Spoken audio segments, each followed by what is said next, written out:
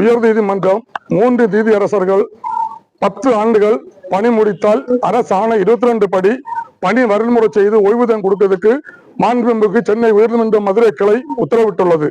அந்த உத்தரவை முதன்மை கல்வி அதிகாரி இந்நாள் வரை பின்பற்றவில்லை. அரசாணை வெளியிட்டது.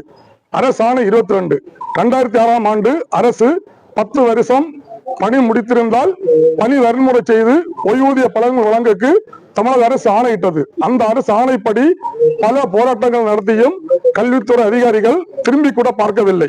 தலைமைச் செயலகம் சென்று உண்ணாவிரதம் இருந்த போது உடனடியாக கல்வி அமைச்சரும் பள்ளிக்கல்வித்துறை அரசு செயலாளரும் அரசு நீதிமன்ற உத்தரவு பெற்றிருந்தால் உடனடியாக அவர்களுக்குள்ள பல பலன்களை கொடுப்பதற்கு அரசு உத்தரவிட்டு அந்த உத்தரவையும் முதன்மை கல்வி அதிகாரி நாகர்கோவில் அவர்கள் திரும்பி கூட பார்க்கவில்லை.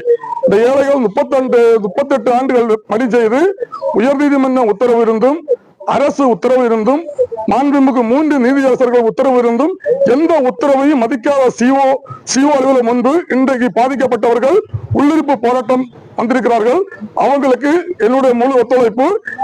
அவர்களுக்கு பணி வரைமுறை செய்யும் வரைக்கும் அரசாணை 22 படி பணி வரைமுறை செய்யும் வரைக்கும் அவர்கள் உள்ளிருப்பு போராட்டம் தொடரும். எங்களுக்கு நிலுவைத் தொகை வேணும், உழைப்பு ஊதியம் வேணும். 10 வருஷத்துக்கு மேல எங்களை பணியை நீங்க சீர்திருத்த பண்ணி எங்களை சரிவர எங்களுக்குள்ள அடுத்த பள்ளிக்கூடத்துல அனுப்பி எங்களுக்கு வேலையை செய்யணும்னு எங்க எம்ப்ளாய்மெண்ட் கார்டுல இருந்த பிறகு எங்களை நீங்க வேலைக்குன்னு ஆளு நீங்க வாட்ச்மேன் பியூன் இல்லைன்னா ஹைச்சம் வந்து எங்களை அனுப்ப மாட்டார்களா? அப்படி அனுப்பாம வச்சுதான் எங்களை இவ்வளவு தூரத்துல ஆக்கிட்டாங்க. இப்போ எங்களுக்கு உழைப்பு ஊதியமும் இதோட நிலுவைத் தொகை வேணும்.